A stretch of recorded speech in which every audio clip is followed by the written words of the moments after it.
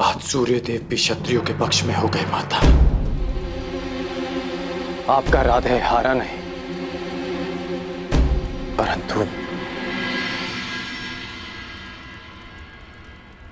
जीत भी नहीं पाया। असत्य।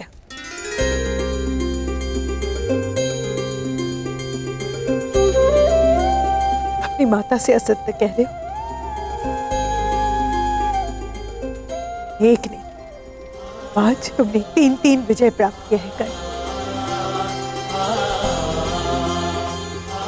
पहली विजय उसी क्षण प्राप्त हुई जब सूत पुत्र होकर तुमने रणभूमि में राजकुमारों को ललकारा। दूसरी जब महाराजा ने तुम्हें राजा की पदवी दी। आज तक एक सूत के रक्त को हे दृष्टि से देखा जाता था, किंतु आज एक सूत के मस्तक पर एक क्षत्रिय के रक्त का राज तिलक लगा है। ये तुम्हारी तीसरी विजय है कल।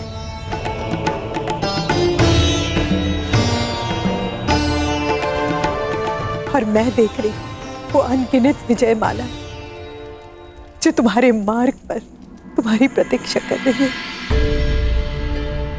हाँ धीरथ, यही मार्ग शेष है। यदि कर्ण अंग प्रदेश का राजा ना बना तो वो दुर्योधन के बंधन से मुक्त हो जाएगा। उसे अर्जुन के साथ युद्ध करने का कभी अवसर नहीं मिलेगा। मेरे सारे पुत्र सुरक्षित रहेंगे। आपका राधे और मेरा कर्ण। आपको कर्ण को रोकना होगा धीरथ, क्योंकि दुर्योधन ने कर्ण को मित्र नहीं एक शस्त्र समझकर अपनाया है। वो कर्ण के माध्यम से मेरे सारे पुत्रों का विनाश चाहता है। यदि आप कर्ण से अंग के राज्य का तिरस्कार करा सके तो मैं उसे आपका पुत्र स्वीकार कर लूंगी। बोलिए धीरथ, क्या आप ऐसा कर पाएंगे? प्रयास करूंगा देवी।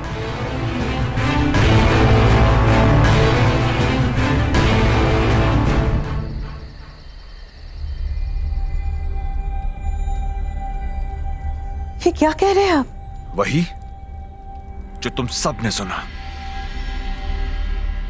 अर्थात आप मेरे अभिषेक में नहीं आएंगे?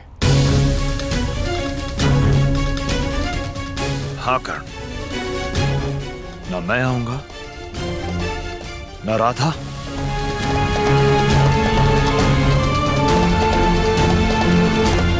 ना ताऊ।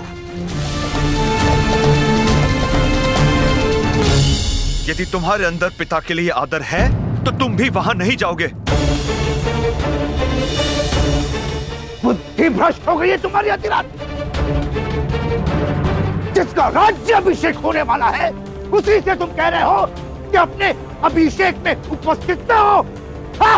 हाँ, क्योंकि यही उचित होगा भ्राताश्री। देखने वाले को कमल पुष्प सदा पानी के ऊपर दिखता है, परंतु गहराई में जाकर देखे तो सत्य का पता चलता है कि उसकी नाल कीचड़ से बंधी है। जो मुकुट कल कर्ण को पहनाया जाएगा उसके साथ एक अदृश्य बेड़ी है जो तुम्हें कुमार दुर्योधन के साथ सदा के लिए बांध देगा। तुम्हारी दृष्टि में केवल सर्वश्रेष्ठ बनने का स्वप्न है ना कर्ण, इसीलिए देख नहीं पा रहे हो कि कुमार दुर्योधन तुम्हें अपना मित्र नहीं अपना दास बना रहे। तुम्हें अपने गले का हार नहीं माना, वो तुम्हें अपना शस्त्र बनाकर अर्जुन की गांठ करना चाहते हैं।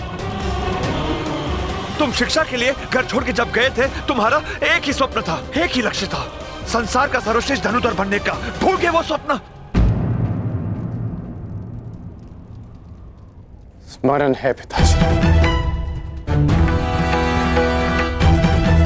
और यह भी स्मरण है कि इस सर्वश्रेष्ठ धनुर्धर के बाणों का लक्ष्य क्या था। लक्ष्य था परंपराओं और वर्ण का वो बंधन तोड़ना जिन्होंने हम सूतों को बांध रखा।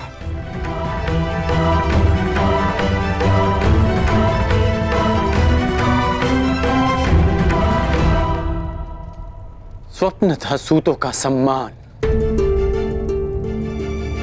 और कल्पना थी परिवर्तन।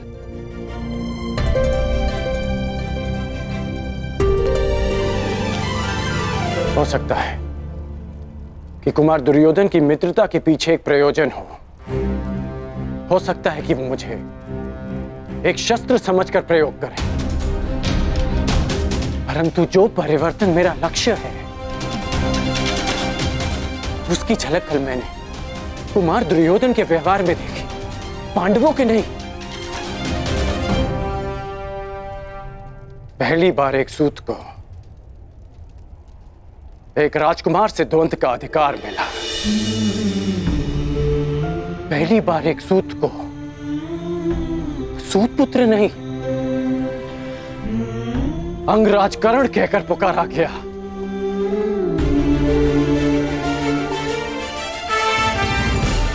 ये परिवर्तन का प्रारंभ नहीं है तो क्या है पिताश्री?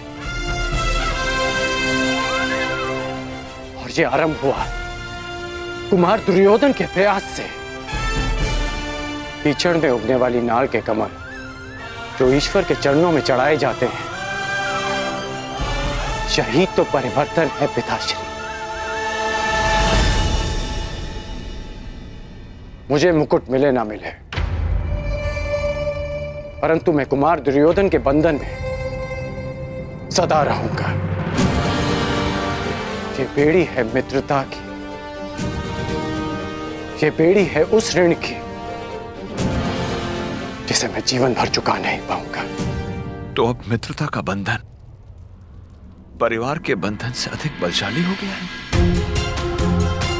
अंतिम बार कहता हूं कर्ण, यदि तुम्हारे लिए परिवार महत्वपूर्ण है तो कल राज अभिषेक के लिए नहीं जाओगे तुम। विकल्प तुम्हारे समक्ष है, परिवार या राज्य। ये क्या कह रहे हैं आप? पुत्र यदि उन्नति करे तो पिता उसकी पीठ थपथपाता है, उसके लक्ष्य के बीच नहीं आता।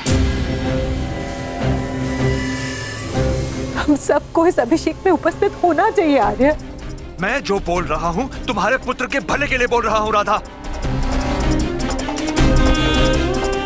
कर्ण मेरी बात माने या ना माने, परंतु मैं वहां नहीं जाऊंगा, ये मेरा प्रण है।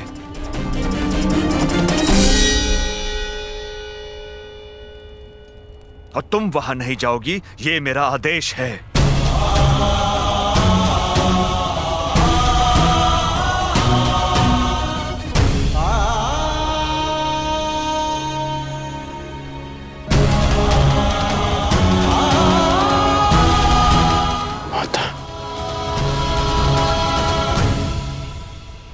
में नहीं जाएंगे?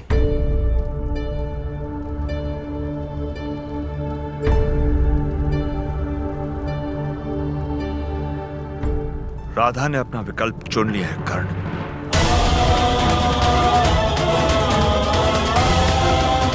देखना यह है कि राधे क्या विकल्प चुनता है।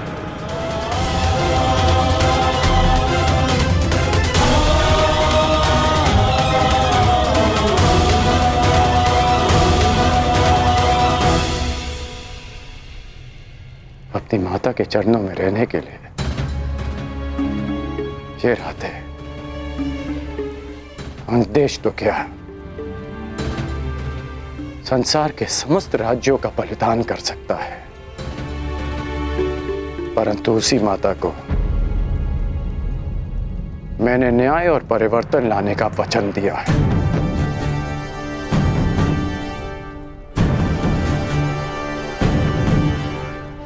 मैं अपने कुल के लोगों के साथ रहने के लिए कोई भी स्वप्न तोड़ सकता हूं,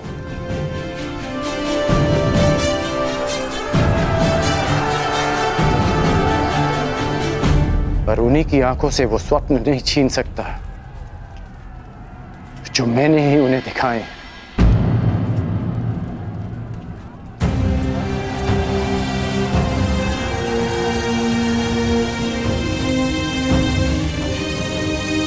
इसलिए मुझे जाना होगा पिताश्री। कुमार दुर्योधन ने वचन दिया है कि उनके सम्राट बनते ही जाति और कुल का भेदभाव समाप्त हो जाएगा।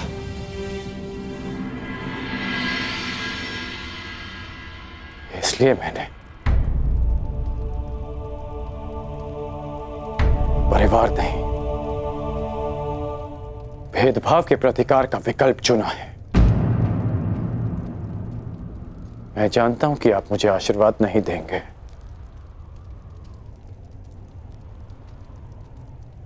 परंतु हो सके तो मेरी इस विवशता को क्षमा कर दीजिएगा।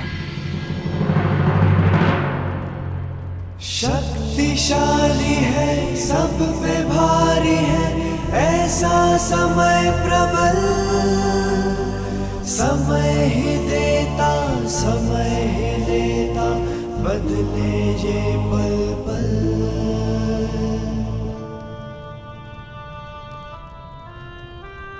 सुख है सुविधा, फिर भी दुविधा, कोई नहीं है साथ, व्याकुल मन है, भारी तन है, खाली है हाथ।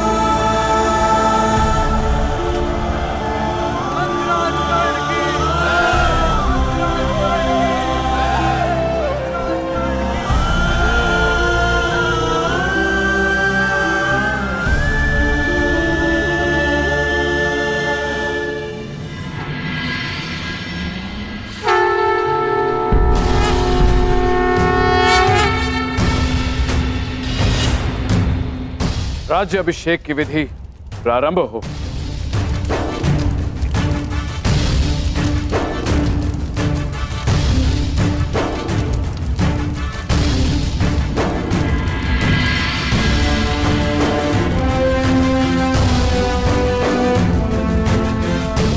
आपने वचन दिया था भ्रातागण, जब तक समाज में परिवर्तन नहीं लाएंगे शांत नहीं बैठेंगे।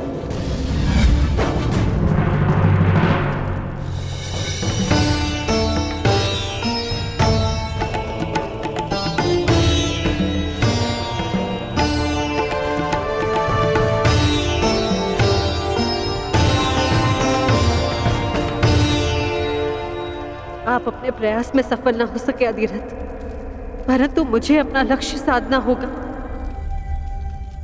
अब कोई मार्ग है तो केवल यही है कि कर्ण को सत्य बता दिया जाए।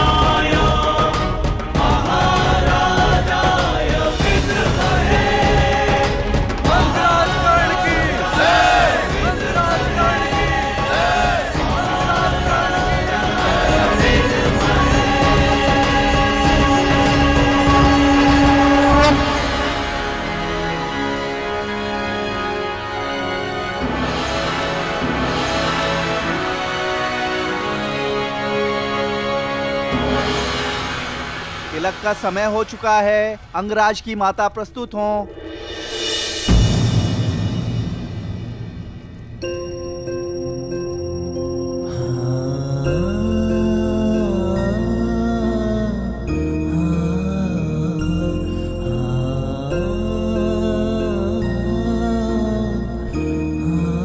किसी कारणवश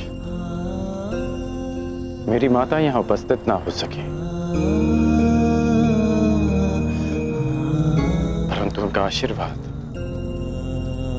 सदा मेरे साथ है।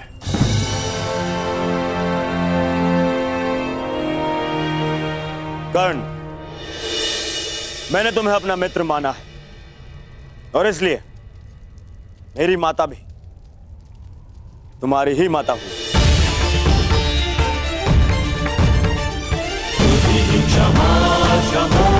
मुझे पूर्ण विश्वास है कि माता गांधारी तुम्हारा राज्याभिषेक करके गर्वित होंगी।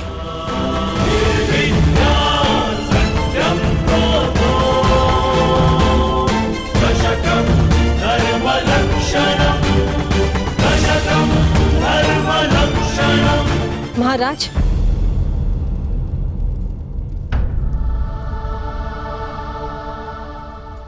यदि पुत्र दुर्योधन ने कर्ण को भ्राता का स्थान दिया है तो मैं महाराज से अनुमति चाहूंगी कि आज कर्ण की माता बनकर राज्य अभिषेक करने का सम्मान मुझे मिला।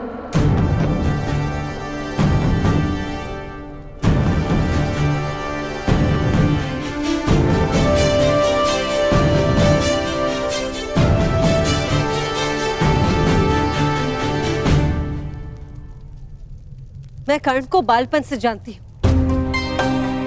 उसने भी सदा मुझे मातृव्रत स्नेह दिया है। मुझे कर्ण और अर्जुन के कौशल में कोई अंतर नहीं दिखता। क्या महाराज की अनुमति है?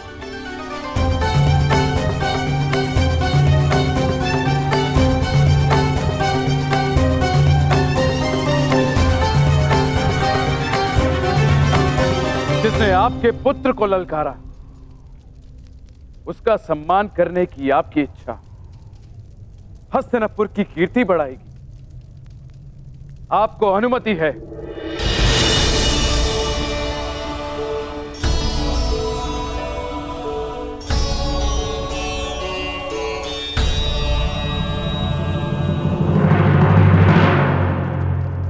माताश्री ने ऐसा क्यों किया? अर्जुन के शत्रु का सम्मान करेगी वो? अनुज भीम, माता ने वही किया जो एक योद्धा की माता को करना चाहिए। प्रत्येक वीर, शत्रु या मित्र, आदर का अधिकारी होता है। कुंती माता ने सिद्ध कर दिया कि वो कितनी महान है।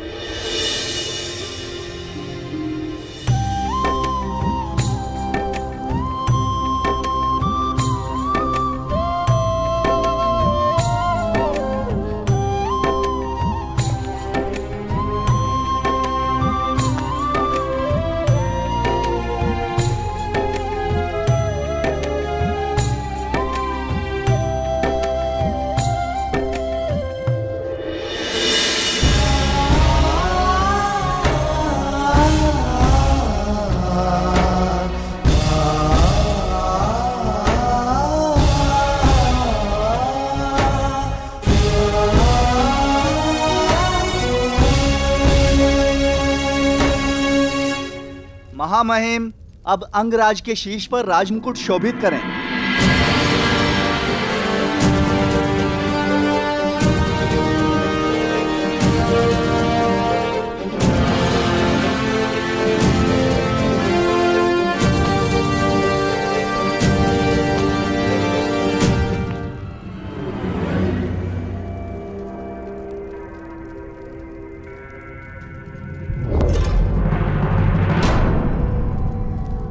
पुत्र,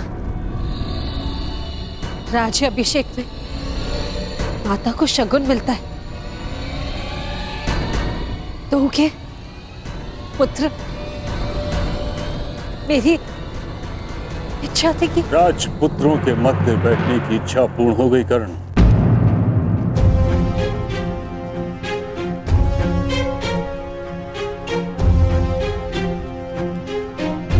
मेरी समझ नहीं आ रहा कि मैं तुम्हें बधाई दूं या चेतावनी।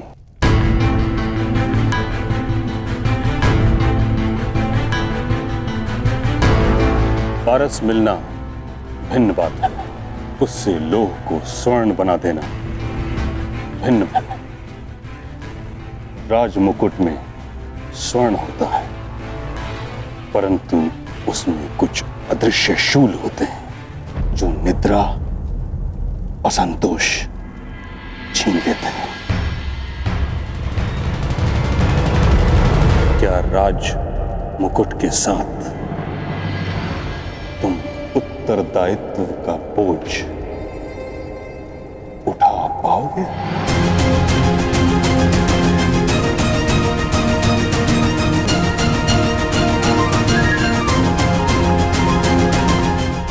क्या राज मुकुट के साथ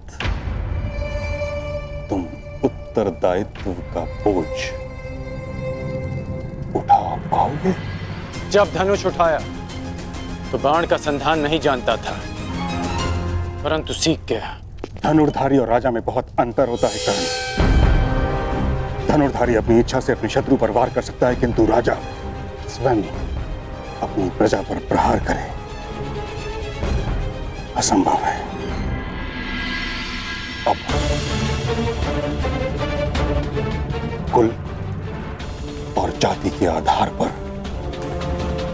चयन करने का कारण तुम्हें समझ में आएगा।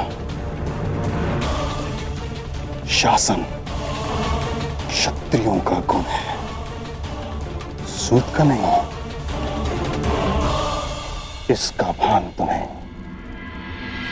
शीघ्र ही होने वाला है। तुमने ये नहीं सोचा कि हस्तिनापुर के अधीन होने के उपरांत भी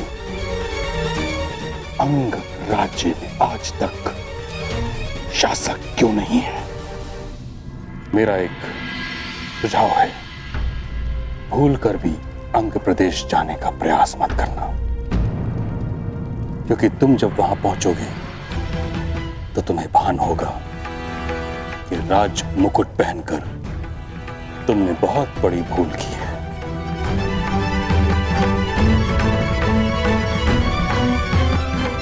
बधाई।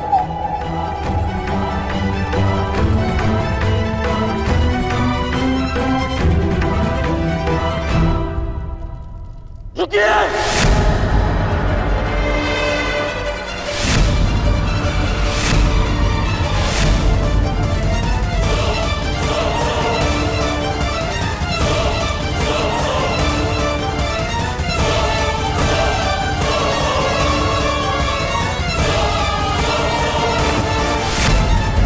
क्या हुआ मित्रकर्ण?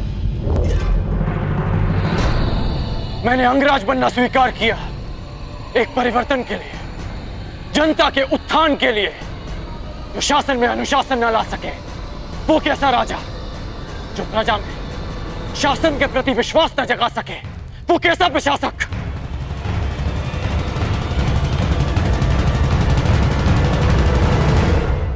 अभी आप ही ने बताया ना मां महिम कि आज तक अंग प्रदेश में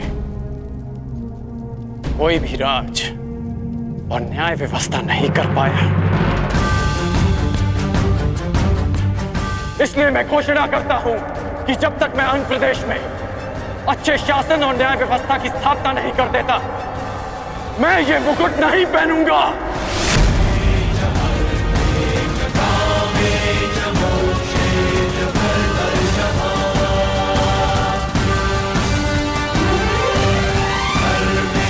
ये मुकुट मेरे लिए न भार है न आभार। जिस दिन अंग में अच्छा शासन लागू होगा, मैं स्वयं आपके हाथों से ये मुकुट पहनूंगा।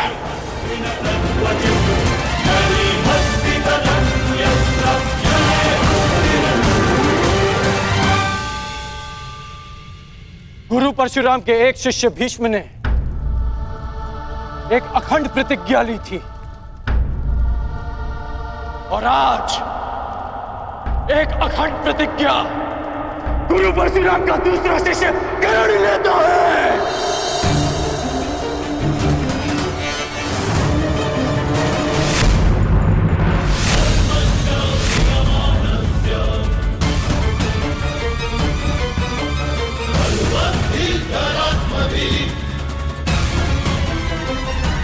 अंग प्रदेश जाना तुम्हारे जीवन की सबसे बड़ी भूल होगी।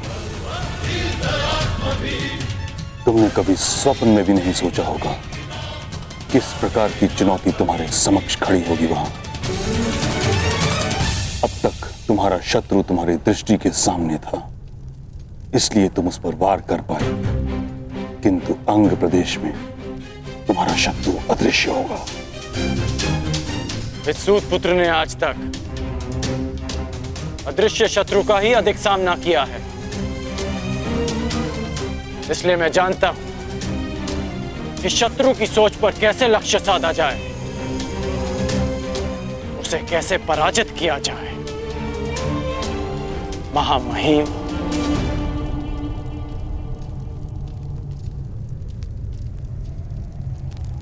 राज्य अभिषेक अनिश्चित काल के लिए स्थगित होता है।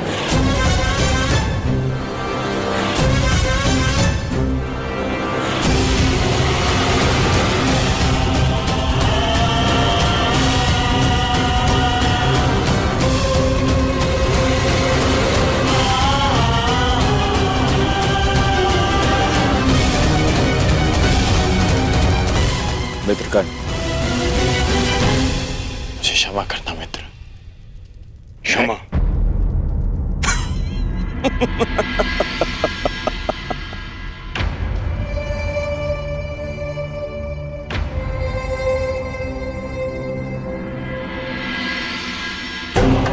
तुम क्षमा के नहीं, तुम सम्मान के पात्र हो मित्र।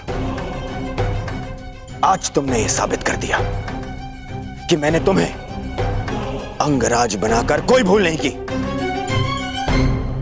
अब हम दोनों के पास में एक एक लक्ष्य है, और ऐसा प्रतीत होता है हम दोनों का अभिषेक भी एक ही साथ होगा, तुम्हारा अंगराज के रूप में और मेरा हस्तिनापुर के युवराज के रूप में।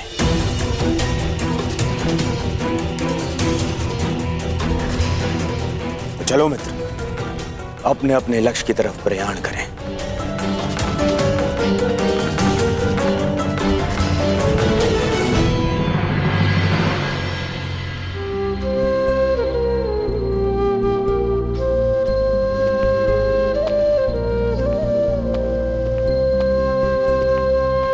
राजमाता, आप अभिषेक के शकुन के विषय में कह रहे थे।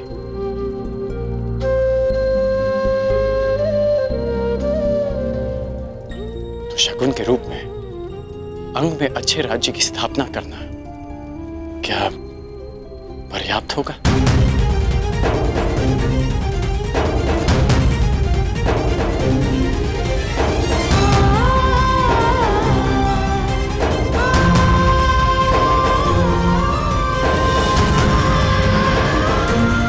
विजयी होना पुत्र, जीवित रहना।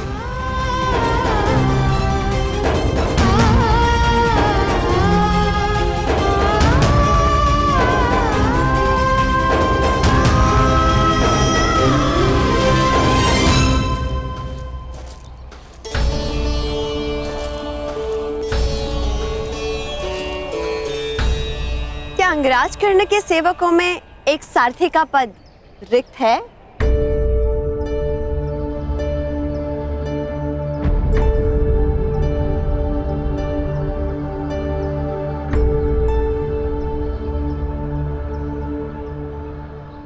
ये यात्रा बहुत दुर्गम और दुस्साध्य होने वाली है।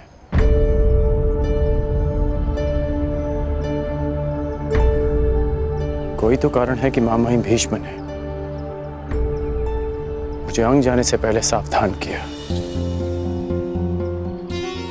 कुछ तो विचित्र है वहां जो मेरी प्रतीक्षा कर रहा है। इसलिए तुम यहीं रुको रुशाली। तुम यहां रहोगी तो सुरक्षित रहोगी, और तुम सुरक्षित रहोगी तो मैं संतुष्ट रहूंगा।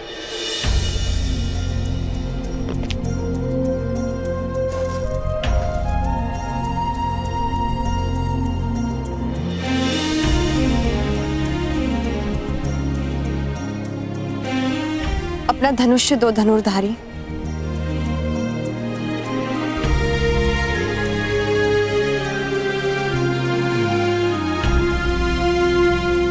क्यों? क्योंकि ये यहां रहेगा तो सुरक्षित रहेगा, और ये सुरक्षित रहेगा तो तुम संतुष्ट रहोगे।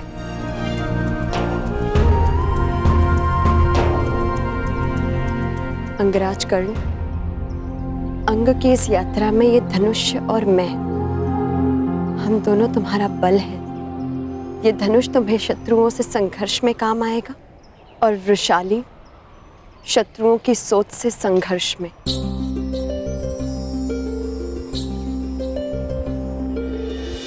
मैंने हर परिस्थिति में तुम्हारे साथ रहने का तुम्हें वचन दिया है कर्ण, और ये अधिकार स्वयं अंगराज भी मुझसे नहीं छीन सकते।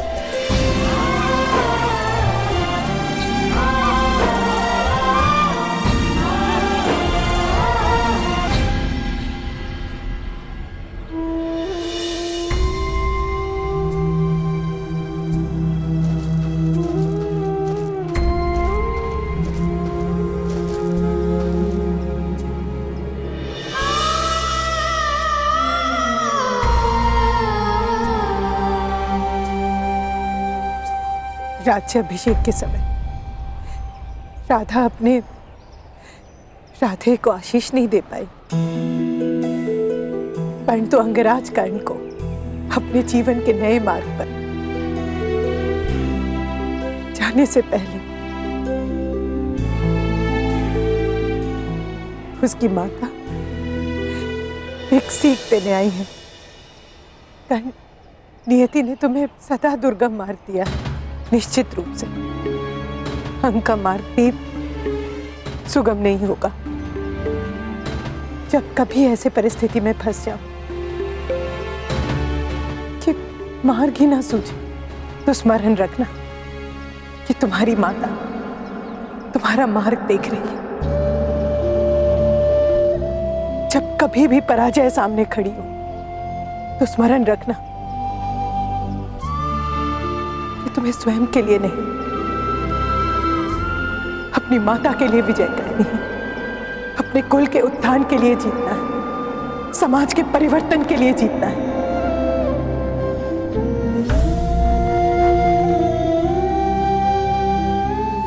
विजय भव पुत्र।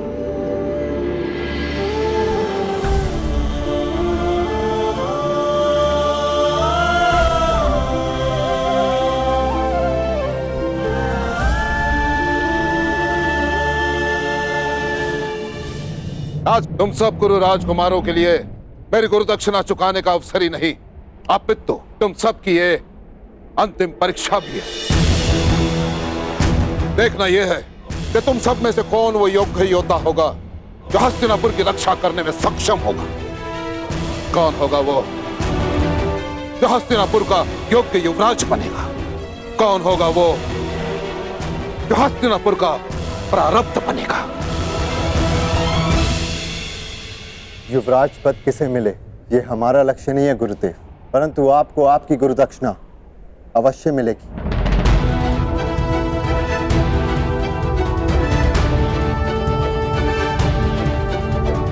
आज्ञा दीजिए गुरुदेव।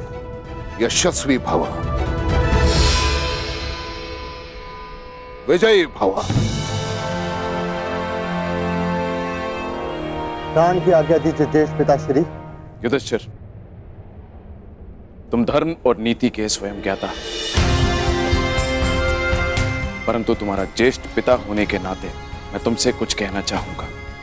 पांचाल नरेश के साथ क्या करना है ये आचार्य तुम्हें बता चुके, परंतु 105 कुरु कुमारों के ज्येष्ठ होने के नाते अपने अनुजों की सुरक्षा करना भी तुम्हारा ही दायित्व है।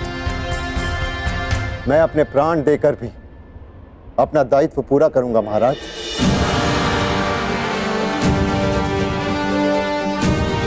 पिताश्री, विजयी होने का आशीर्वाद दीजिए। दीर्घ आयु भव पुत्र, सुरक्षित लौटना। प्रयाण करो।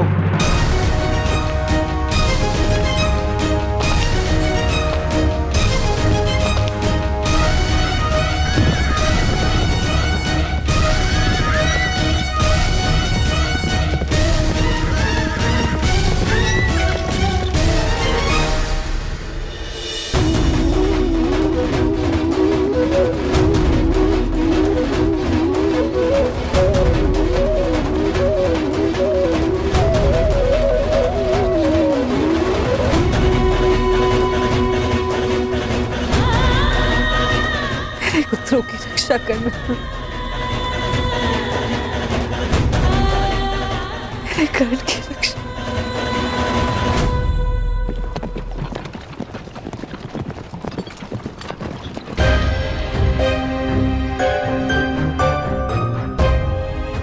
यहां से दो मार्ग जा रहे हैं। ये अंगदेश किशोर होगा।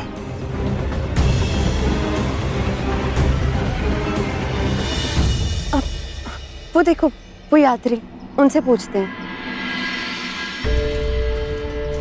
सुनिए महोदय, ये अंगदेश किशोर होगा। अंगदेश? नहीं नहीं नहीं नहीं नहीं नहीं नहीं। अरे क्या हुआ? नहीं नहीं नहीं नहीं नहीं।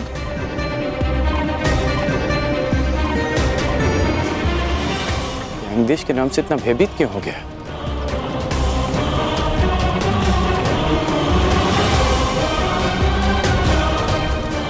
प्रणाम यात्रीगण, हमें अंगदेश जाना है। अंगदेश? तो आप अंगदेश जाएंगे?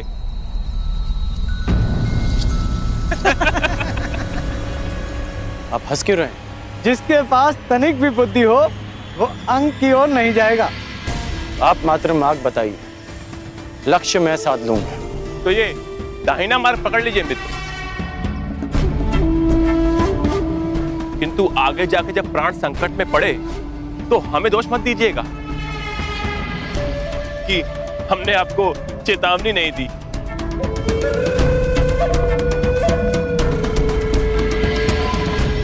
ऐसा क्या है अंग में कि लोग उस तरफ मुख भी नहीं करना चाहते? ऐसा क्या है जिससे लोग इतने भयभीत हैं?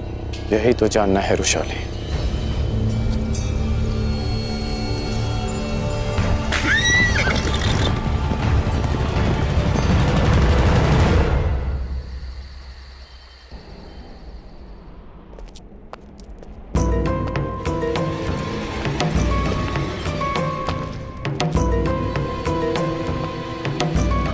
प्रणिपात महामहिम।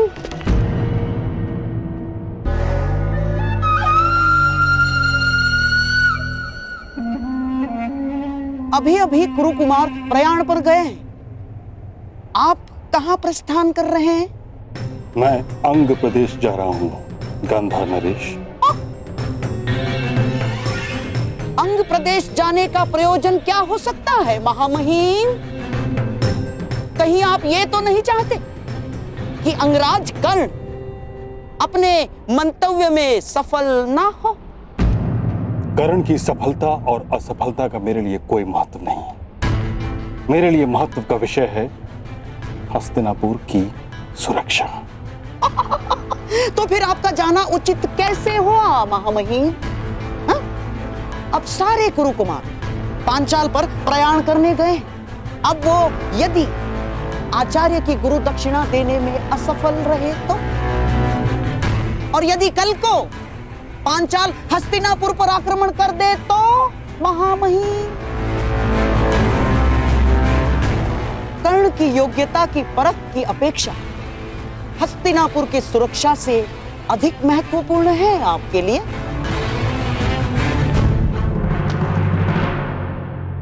शकुनी ठीक कह रहे हैं ताछरी।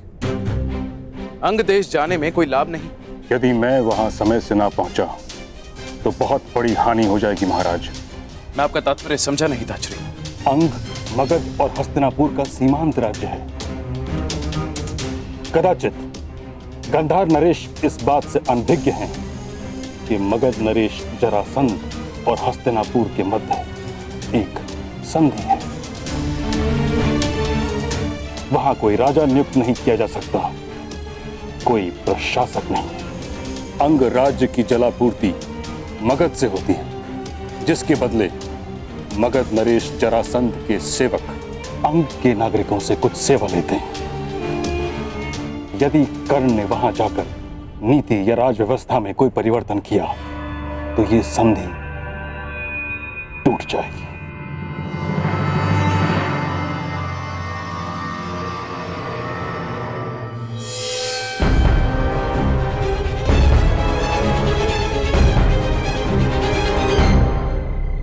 कदाचित हम अंग पहुंच गए। यह है अंग प्रदेश, मेरी कर्म भूमि।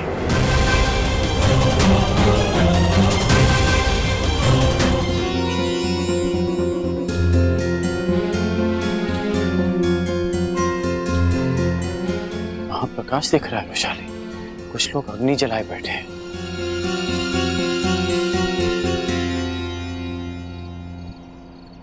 कदाचित हम अंग पहुंच गए।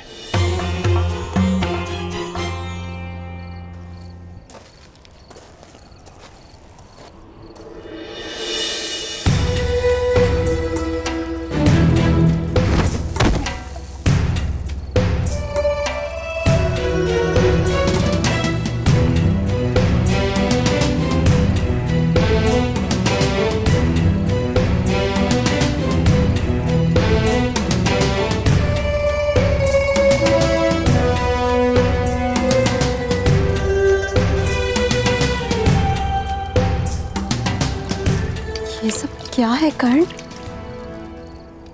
बिना किसी भय के यहाँ मदिरा और मादक पदार्थ बनाए जा रहे हैं और तो और उनका सेवन भी किया जा रहा है।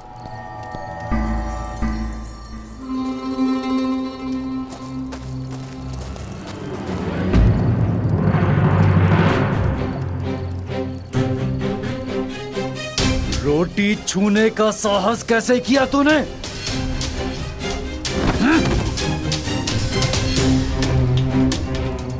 मुझे भूख लगी है। भूख लगी है हाँ? तो ये ले मदिरा पी। जब तक कार्य पूरा नहीं हो जाता भोजन नहीं मिलेगा। और फिर से रोटी मांगी तो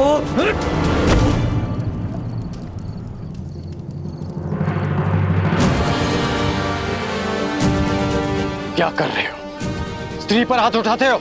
हमारे मध्य हस्तक्षेप करने वाले तुम कौन हो? मैं राधेकरण, अंग का प्रशासक।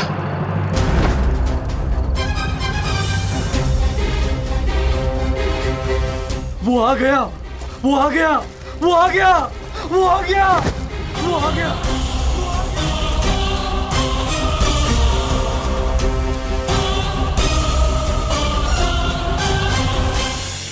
अंग राज्य की जलापूर्ति मगध से होती है, जिसके बदले मगध नरेश जरासंध के सेवक अंग के नागरिकों से कुछ सेवा लेते हैं।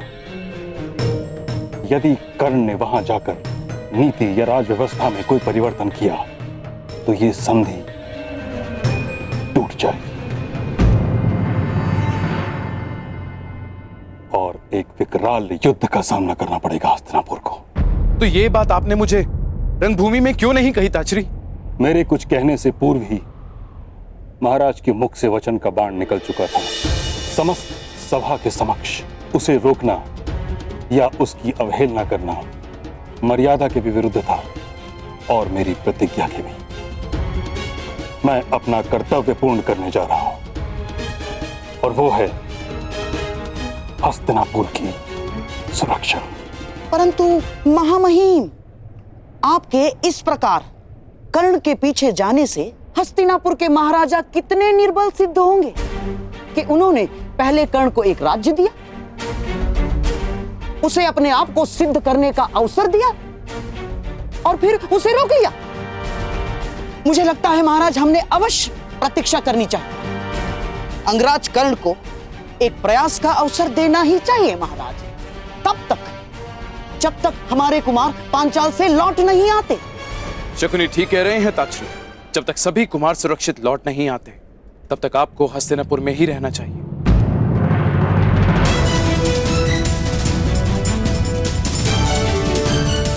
जैसी आपकी इच्छा महाराज। मेरी चिंता केवल यह है कि प्रतीक्षा का समय कहीं हमारे हाथ से सारा समय छीन न ले।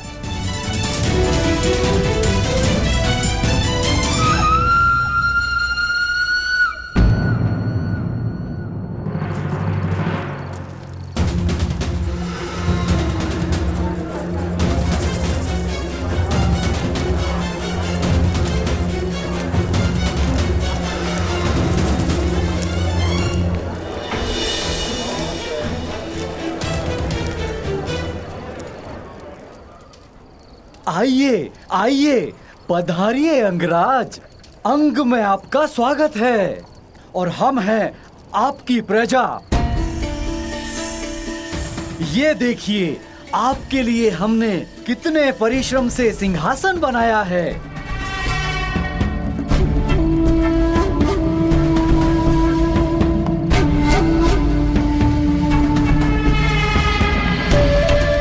विराजिए।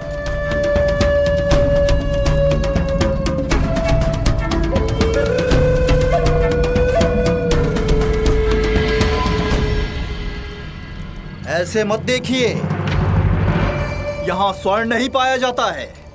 जो भी मिला उससे आपके लिए आसन प्रस्तुत कर दिया है और आपके भोजन के लिए हमारे हाथों से बनी मदिरा और वन पशुओं का मांस प्रस्तुत है। स्वीकार कीजिए।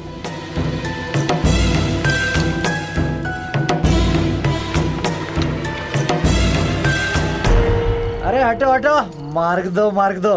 जीवन में पहली बार किसी राजा के दर्शन हुए हैं। मैं प्रणाम तो कर लूं। प्रणाम।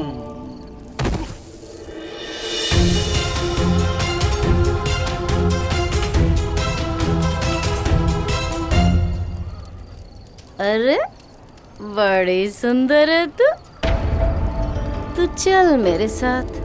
तेरे लिए यहाँ काम है। यहाँ केवल रानियों के लिए ही काम है। राजा का कोई काम नहीं है यहाँ।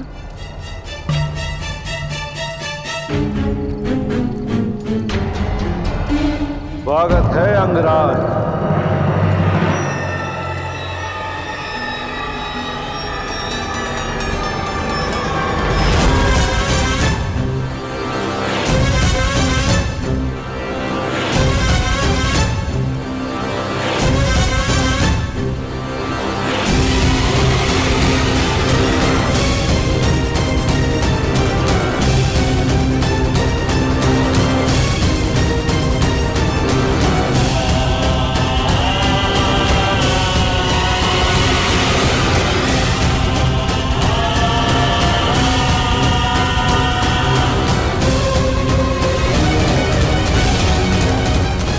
मुझे यहाँ पर दानव के नाम से जाना जाता है और मुझे मेरे गुप्तचरों ने यह सूचना दी थी कि हस्तिनापुर नरेश हम पर कृपावान हुए हैं। उन्होंने हमारे अंग प्रदेश के लिए एक शासक भेजा है। परंतु राजा महोदय, इस बात से तो आप भली भांति परिचित होंगे। ये एक राजा अपनी प्रजा का प्रतिनिधित्व करता है और प्रजा भी उसी को राजा चुनती है जो उन्हीं की भांति हो, जो उन्हीं में से एक हो। यदि तुम्हें यहाँ पर शासन करना है तो तुम्हें यह सिद्ध करना होगा अंगराज कि तुम हमारे ही जैसे हो। तुम्हें हमारे जैसा बनना होगा अंगराज। तो विलंब क्यों है अंगराज? प्रारंभ करो, इस मदिरा का सेवन करो, सिद्ध करो कि तुम हम में से ही हो। अन्यथा तुम इसी समय यहां से वापस जा सकते हो।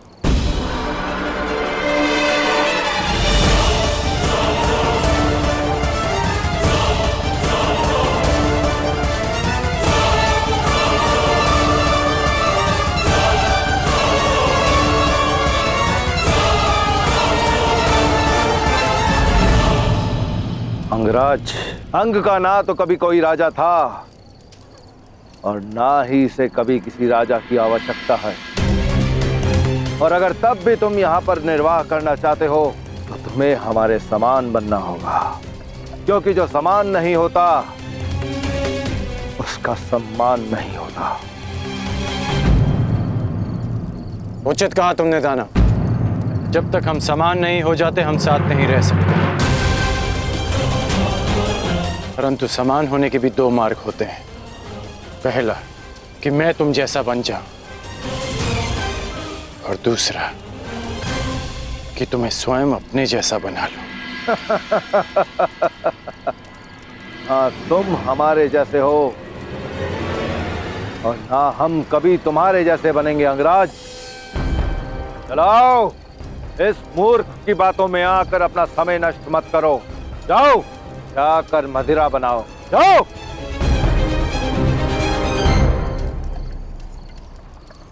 मुझे समझ नहीं आ रहा, तुम शांत क्यों थे कर्ण? तुम्हारा एक बार एक पल में उस दानव का अंत कर देता, और यहाँ अंग में सुशासन का प्रारंभ। ऐसा हो सकता था,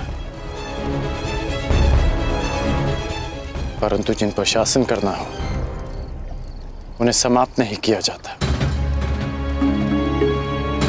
मेरा एक बाण उस दानव को सदा के लिए शांत कर देता, परंतु अंग की प्रजा में एक भय उत्पन्न कर देता। प्रजा के मन में राजा के लिए भय नहीं, सम्मान होना चाहिए। मैं यहां एक योद्धा नहीं, राजा बनकर आया हूं वृषाली। तो अब क्या करोगे कर्ण? सम्मान का प्रारंभ प्रेम से होता है, और प्रेम का प्रारंभ विश्वास से। मुझे इन्हें विश्वास दिलाना होगा कि मैं इनमें से एक हूं। मुझे इनके जीवन में परिवर्तन लाने के लिए इनमें से एक बनना होगा वृषाली। अंग राज्य के लोग कर्ण पर कभी विश्वास करेंगे ही नहीं। ये बड़ी विकट समस्या है ताक्षरी। हाँ विदुर, और महाराज धृतराष्ट्र ये समझते ही नहीं, हस्तिनापुर का अंग होते हुए भी अंग राज्य को एकांत में रखा गया है। यदि अंग राज्य की वर्तमान कार्यशैली भंग हो गई तो वह शांति भी भंग हो जाएगी जो मगध के साथ स्थिर है। परिणाम स्वरूप सैनिकों को, नागरिकों को अपने प्राण से हाथ धोना होगा। जो दशकों से असहाय रहे हैं, वह जब कर्ण को हस्तिनापुर के प्रतिनिधि के रूप में देखेंगे तो उन्हें घृणा हो जाएगी, और ये घृणा कब हिंसा में परिवर्तित हो जाए। अब आप क्या करेंगे ताक्षरी? मैं अपने कर्तव्य से भली भांति परिचित हूं। मेरा कर्तव्य है हस्तिनापुर की सुरक्षा करना। मेरा मन इस चिंता से व्याकुल अवश्य है, किंतु मैं अपने कर्तव्य पर अडिग हूं।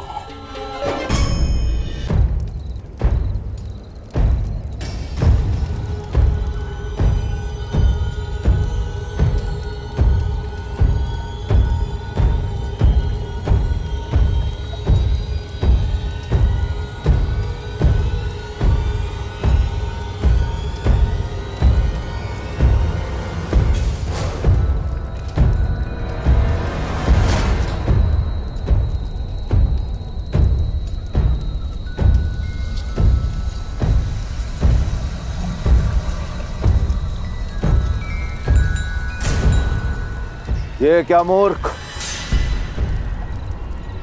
इतनी रात्रि को क्यों नगाड़ा बजा रहे हो? अब क्या स्वयं राजा अपने आगमन की घोषणा करेगा? ये मेरे आगमन की नहीं, परिवर्तन के आगमन की सूचना दे रहा हूं। ये नाथ अंग को एक निद्रा से जगाने के लिए है। ये नाथ एक नई भोर के लिए है। ये नाथ अंग में सुशासन और न्याय के आगमन की सूचना है।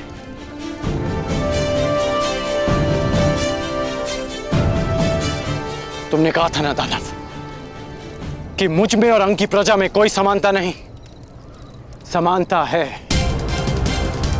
मैं भी अंग का विकास चाहता हूं। मैं भी चाहता हूं कि अंग प्रदेश की जीवन शैली उन्नत हो, परंतु उसके लिए हमें सम्मिलित प्रयास करने होंगे। दोस्तों, मुझे राजा नहीं अपना मित्र समझो, और समझो कि जो जीवन तुम जी रहे हो वो नारकीय है। इससे ना तुम्हें अच्छा वर्तमान मिलेगा, ना ही तुम्हारी संतान को उज्जवल भविष्य। मुझे आपके साथ की आवश्यकता है। कहिए कि आप देंगे मेरा साथ?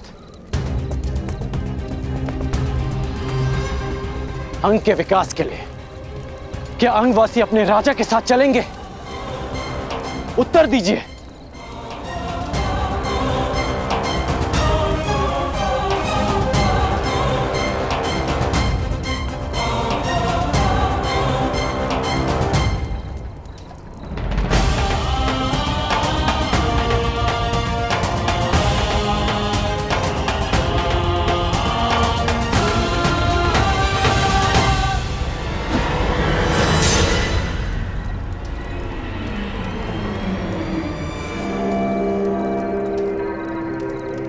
अरे ये क्या मूर्खों, तुम्हें इतना भी ज्ञात नहीं कि एक राजा का किस प्रकार से स्वागत करना चाहिए?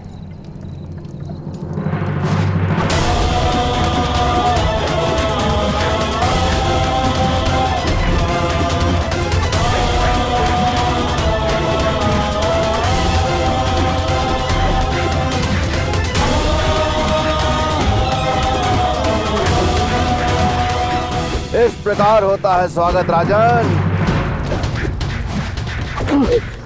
कर्ण, अपनी रक्षा करो कर्ण। धनुष उठाओ और बता का अंत करो। नहीं, मैं यहाँ अंत के लिए नहीं, नए प्रारब्ध के लिए आया हूँ। मैं यहाँ विनाश के लिए नहीं, अंग के विकास के लिए आया हूँ।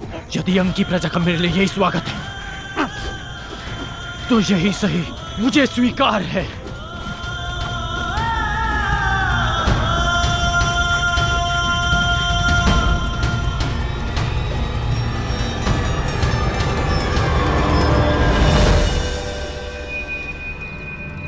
रुक क्यों गए आप सब? मुझे आपका यह स्वागत भा रहा है। आइए, आगे बढ़िए। अंगराज कर्ण, यदि यह स्वागत तुम्हें प्रतिदिन नहीं चाहिए तो इसी क्षण यहां से लौट जाओ।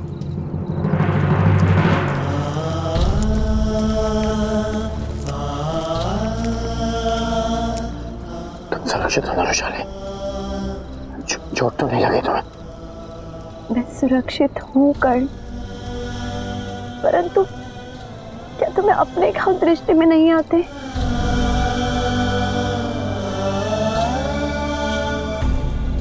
मेरे घाव भर जाएंगे,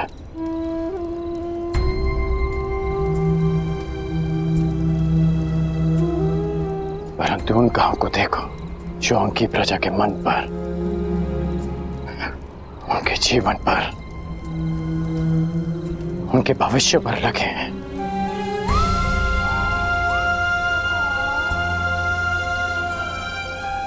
गौ माता दूध देती है और सर्प विष। सोचो रुशाली, इनके भीतर कितनी पीड़ा होगी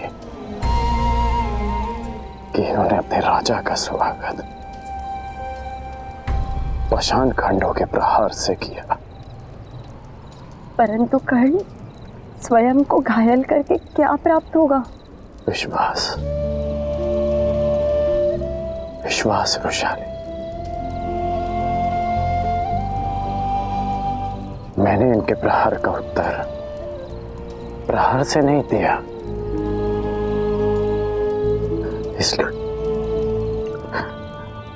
इसलिए इन्हें विश्वास होगा कि मैं इनके लिए हानिप्रद नहीं हूं। देखा मैंने, कितना विश्वास जगा है इनमें। पाषाणों की वर्षा करते थक नहीं रहे थे ये लोग।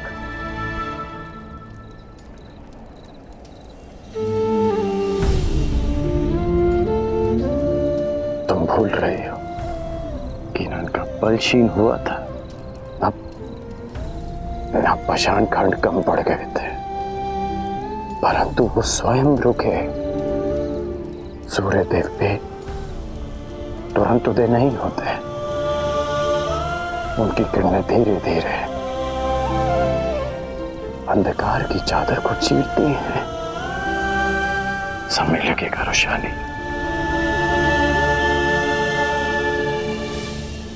परंतु इनकी घृणा का अंत होगा। मेरे लिए इनके हृदय के द्वार खुलेंगे।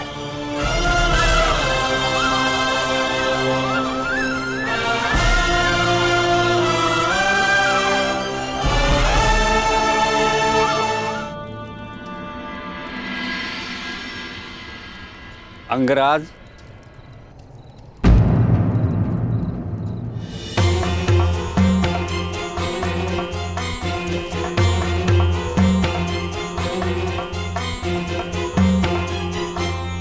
यह लेप तुम्हारे घाव के उपचार के लिए है।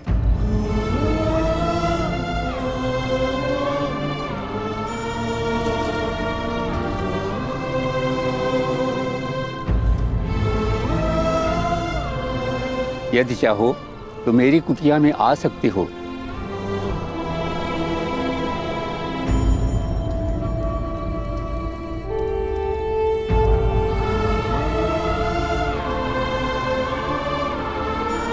पहली किरण का आगमन हो गया। कभी कभी अंतिम युद्ध जीतने के लिए प्रारंभ में पराजय सहनी पड़ती है रोशानी।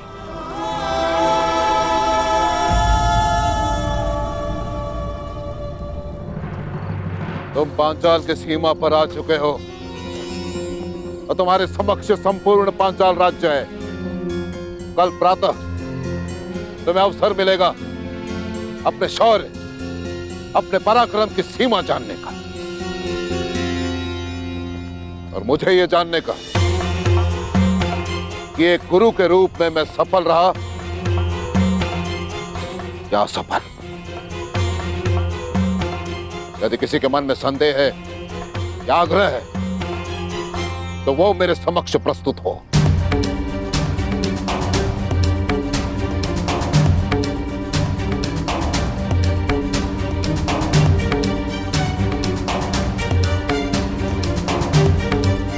ज्येष्ठ कुरु कुमार, तुम्हारे मन में कोई संदेह है?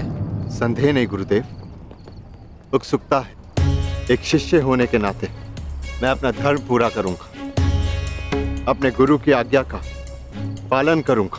परंतु धर्म के नाते क्या मुझे इतना जानने का भी अधिकार नहीं कि पंचाल नरेश पे आक्रमण क्यों किया जा रहा है? क्या पंचाल नरेश इस आक्रमण के पात्र हैं? मुझे ज्ञात था कि धर्मराज युधिष्ठिर के मन में अवश्य प्रश्न उठेंगे। मैं तुम्हें कथा सुनाता हूं और तुम स्वयं निर्णय करना कि पांचाल नरेश द्रुपद प्रतिशोध का पात्र है या नहीं। एक ब्राह्मण कुमार और एक राजकुमार दोनों अभिन्न मित्र थे। उनके मित्रता का कारण था कि इन दोनों के एक ही गुरु थे। ब्राह्मण कुमार के पिता शिक्षा हो या भिक्षा, पुरस्कार हो या दंड, दोनों मित्र समान रूप से उसे बांट लेते। राजकुमार अपने ब्राह्मण मित्र से कहता कि जब वो राजा बनेगा तो अपना राज्य भी उससे बांटेगा। समय बीता, राजकुमार और ब्राह्मण कुमार की शिक्षा पूर्ण हुई। राजकुमार अपने राज्य लौट गया और यहां ब्राह्मण कुमार के पिता सुरक्षित रहे। और इतना ही नहीं, ब्राह्मण कुमार पर आक्रमण हुआ निर्धनता का। ब्राह्मण कुमार स्वाभिमानी था, अपनी भूखी संतान के करंदन के समक्ष उसका स्वाभिमान परास्त हो गया। निर्धनता का मारा ब्राह्मण कुमार अपने मित्र के पास सहायता के लिए पहुंचा।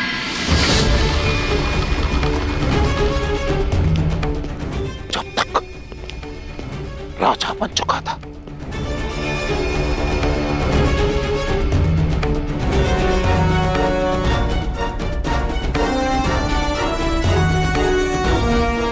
उसने अपने मित्र को बचपन के एक एक वचन स्मरण करवाए।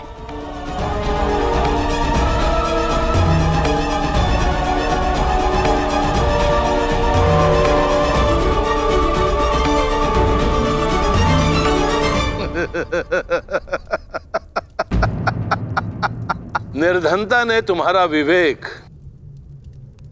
तुम्हारी बुद्धि तुमसे हर ली है।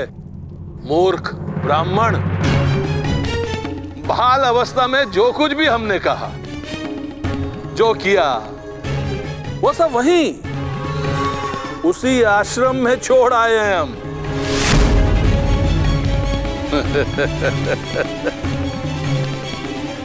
परिवार पालन पोषण में कोई समस्या हो रही है तो 2-4 गाय, कुछ स्वर्ण मुद्राएं हमसे दान में प्राप्त कर सकते थे, परंतु मित्र कहने का साहस कदापि नहीं, क्योंकि मित्रता सदा बराबर वालों में होती है। सभासदों, देखो देखो इस मूर्ख ब्राह्मण को, दरिद्र भिक्षुक हमसे, सम्राट द्रुपद से मित्रता करना चाहता।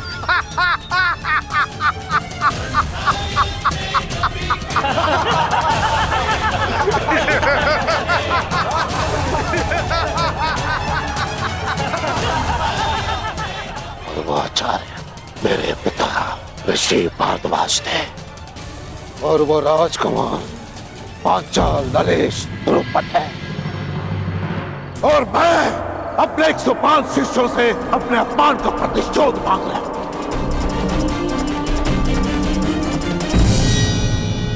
क्योंकि मैं द्रोण वो ब्राह्मण पुत्र हूं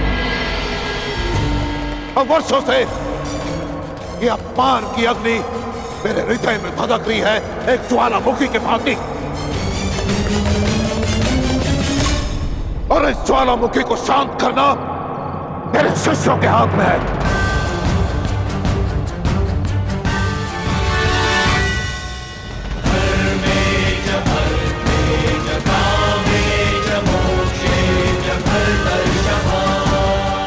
गुरुदेव, आपके अपमान के घाव पर पांचाल की पराजय का लेप लगाएंगे हम। जिस पांचाल नरेश ने हमारे गुरु को भिक्षुक कहकर अपमानित किया, उसे भिक्षुक बनाकर आपके चरणों में प्रस्तुत करेंगे हम।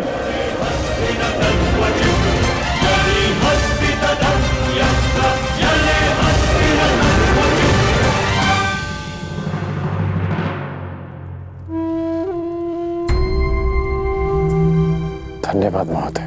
मुझे विश्वास है कि आप जैसे लोगों की सहायता से मैं अंग का उत्थान कर पाऊंगा। भूल जाओ अंगराज, उत्थान और विकास की बातें पेट भरे होने पर ही भाती। यहाँ अंग में भूख का शासन है, जो आश्वासनों से अपना सिंहासन नहीं छोड़ने वाली। वर्षों से अंग हस्तिनापुर के अधीन है, परंतु आज तक हमारा कुशल क्षेम पूछने कोई नहीं आया। हम लोग मृत्यु से नहीं, जीवन से युद्ध करते हैं। अंततः हमने अपना जीवन जीना सीख लिया है, और आज अचानक यहाँ आकर तुम अपना अधिकार जता रहे हो, वो भी रिक्त बातों से। यहाँ के लोगों की दृष्टि में कि मैं एक राजा नहीं बल्कि हमारा उपहास उड़ाने आए एक शत्रु हो।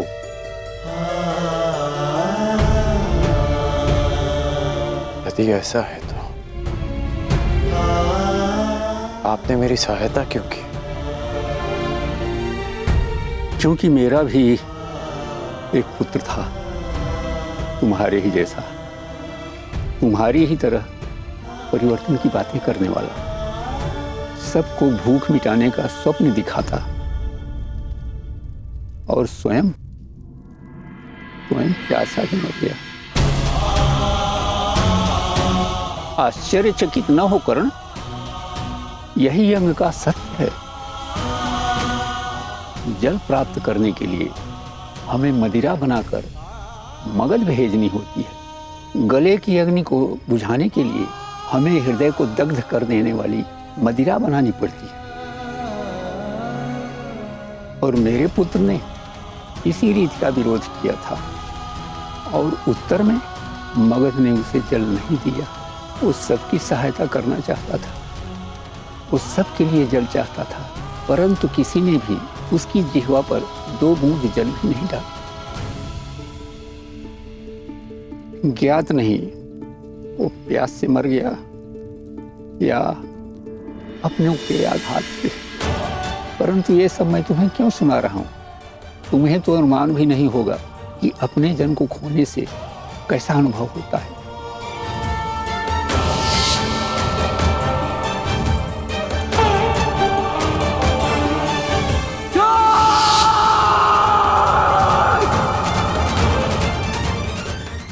अनुमान है महोदय, और अनुभव भी।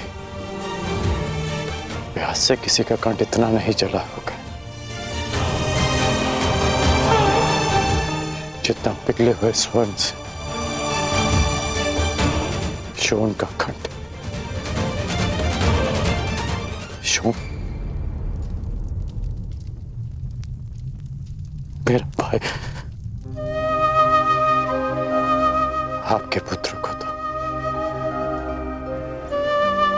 चीखने का, पुकारने का अवसर मिला,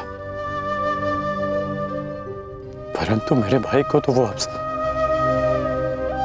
अवसर भी नहीं मिला।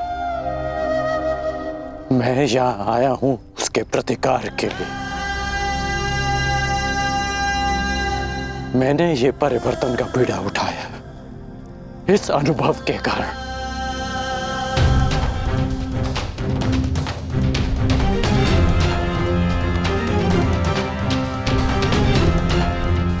मैं पराजय स्वीकार नहीं करूंगा,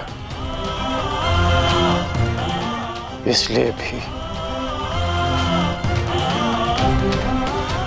क्योंकि ये अनुभव किसी और को सहना ना पड़े। मेरी सहायता करें महोदय। मुझे बताइए कि अंग की प्रजा को नया जीवन कैसे दिया जाए? जीवन तो बस जल से मिलता है अंगराज। वर्षों से ये लोग प्यासे हैं, इन्हें केवल जी सकने योग्य मात्रा में ही जल मिलता है। अंगराज, यदि यहाँ परिवर्तन लाना है तो सबसे पहले जल लाना होगा। दिला सकते हो इन्हें जल पर अधिकार? मनुष्य 5 तत्वों से बना है, जल, वायु, अग्नि, आकाश, भूमि। इन 5 तत्वों पर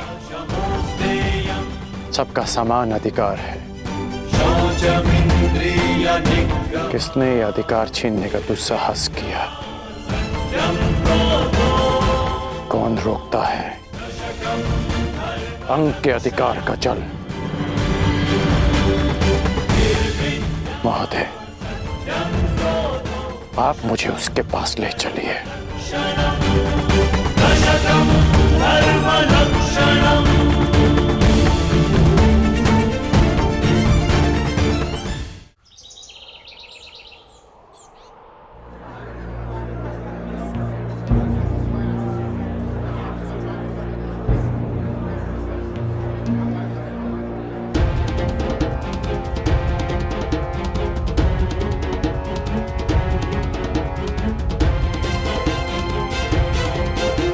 जल्दी करो। ठीक, मेरे पास समय बहुत कम है।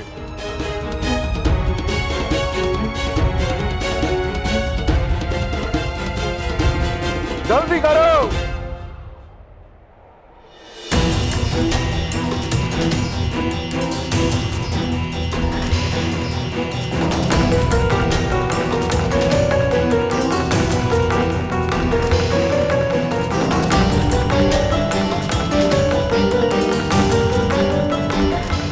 बस इतना ही जल मिलेगा।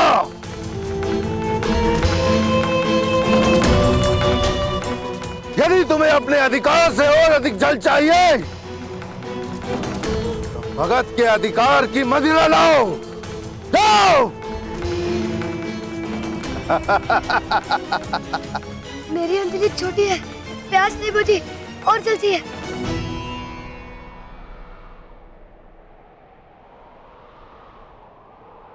प्यास बुझानी है? हा? मैं बुझवाता हूं तुम्हारी प्यास। हाँ, यानी इस बालक को मदिरा पिला के इसकी प्यास बुझाओ। हाँ? मदिरा नहीं चाहिए, जल चाहिए।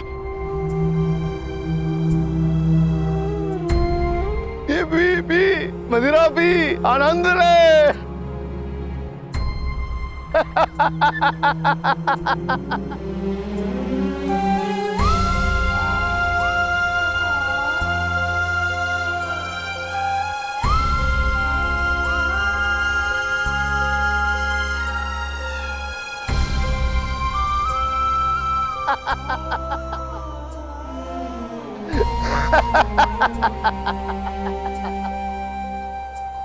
देखा तुमने अंगराज,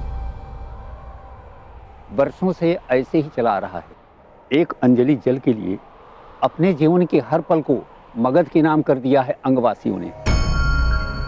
ये दानव मगध नरेश जरासंध का प्रतिनिधि है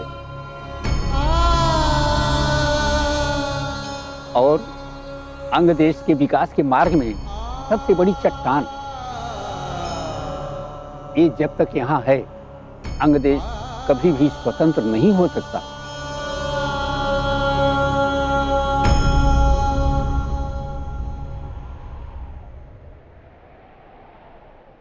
दानव, मार्ग से हटो। इस जल पर किसी एक का अधिकार नहीं। ओ अंगराज कर्ण, तुम अभी तक यहीं पर विराजमान हो और जीवित भी। लगता है कि अंगराज को भी जल की प्यास सताने लगी। तो ठीक है, मदिरा लेकर आओ और बदले में अपने अधिकार का जल ले जाओ। मैं यहाँ सारे अंग के लिए जल लेने आया हूँ। अंगराज, तुम राजा हो या विदूषक, तुम्हें इतना भी ज्ञात नहीं कि इस जल पर मगध का अधिकार है। इसीलिए त्याग पूर्वक मैं जितना भी जल दे रहा हूं उसी में संतुष्टि करो। जे रुष्ट मत करो बालक, अन्यथा तुम अपने प्राणों से हाथ धो बैठोगे। अंतिम चेतावनी दे रहा हूं कि अंग का जल अंग में छोड़ो और अंग की सीमा से चले जाओ, अन्यथा नरक में प्रस्थान करोगे। मृत्यु का भय तू किसे दिखा रहा है? मृत्यु तो सबकी होनी है मूर्ख। वो कब किसको ले जाए यह किसी को ज्ञात नहीं, परंतु मुझे यह ज्ञात है मेरी मृत्यु तेरे हाथों से नहीं होगी। तो युद्ध के लिए प्रस्तुत हो जाओ। अंगराज, मैंने तुझे एक बार चेताया, 2 बार तुझे सावधान किया और अब मैं तुझे अंतिम चेतावनी दे रहा हूं। अब भी समय है, लौट जा, अन्यथा मृत्यु को प्राप्त हो जाएगा। तुम्हारा ये बाण मुझ तक पहुंचे इसमें मुझे संदेह है, परंतु यदि यह सूचना मगध नरेश तक पहुंच गई कि मुझ पर एक अंगवासी ने आक्रमण किया है, तो अंग प्रदेश का अस्तित्व मिट जाना निश्चित है। मैंने अंग को अस्तित्व में लाने के लिए ही धनुष उठाया है।